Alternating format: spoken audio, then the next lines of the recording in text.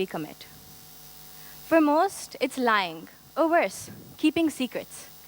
Everyone carries secrets, some weigh as much as a feather. But the others, they pin down the strongest of people. And today, I want to talk about the last kind.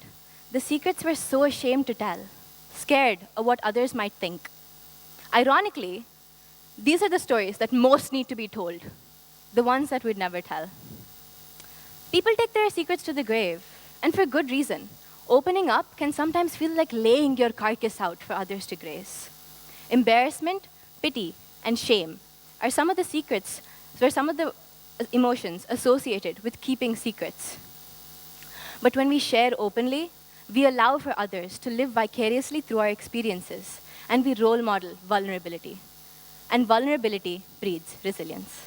Hi, my name's Sahiti Radha. I'm 16 years old, and today I'm sharing my story of resilience. Resilience is defined as either a new therapy buzzword, or it's marketed as the key to the world's riches. In blind pursuit, we read self-help books. We try to find the answers in texts that weren't made for our life's jigsaw.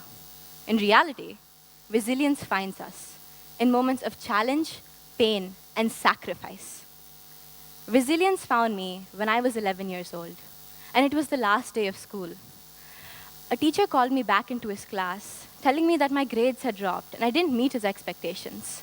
In that moment of fear and confusion, I allowed him to lead me back into his classroom alone. It was no longer a safe space. Cold, dark, and quiet. And it's these conditions that allowed him to push me up against the wall and do as he pleased. As soon as I heard the school bell ring, I ran out of that room. I never went back to that school. And for a long time, I never thought I'd go back to any school. The idea of stepping foot in an institution where I could get hurt again was debilitating. That year of paralysis overshadowed my will to learn.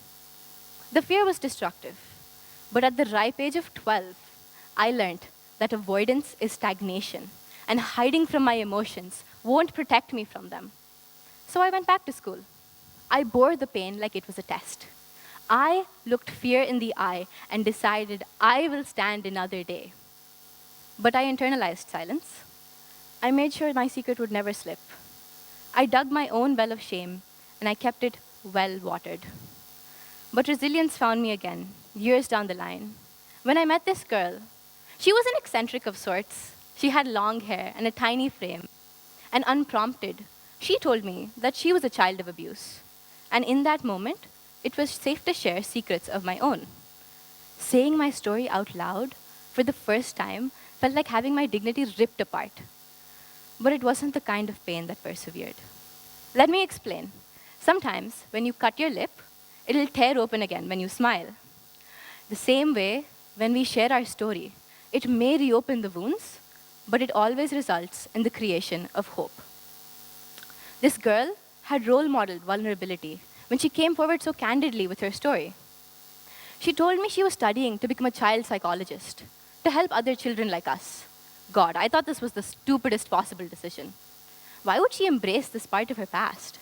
Why would she put her pain on a pedestal? All I wanted to do was run away, and I ran. I changed my last name. I taught myself to go back to school, albeit a different one, and I reframed my life's goals and values to distance myself from the event. She seemed like she was running backwards to the root cause.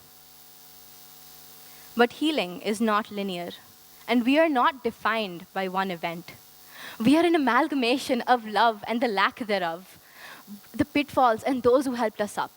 Our existence is fluid, and when we come to terms with this, we gravitate towards what once caused us the most pain. She is now a child psychologist, helping children like us manage their pain, teaching them to carry their stories like battle scars. And for me, I've created a legacy that he cannot touch. From protecting the rights of South Indian child laborers, creating global networks of climate education, making sure pediatric leukemia patients have a fair shot at learning, to working with the United Nations. Every facet of my work has gone back to making sure children access education. Because I know from firsthand experience that no one deserves to miss out on schooling, no matter their circumstances. I fight my secrets, blood, tooth and bone every day, but I'll recite them 10 times over if it means there's someone else's shelter. Your secrets may shake you to your core, but remember, there's someone else's safe haven.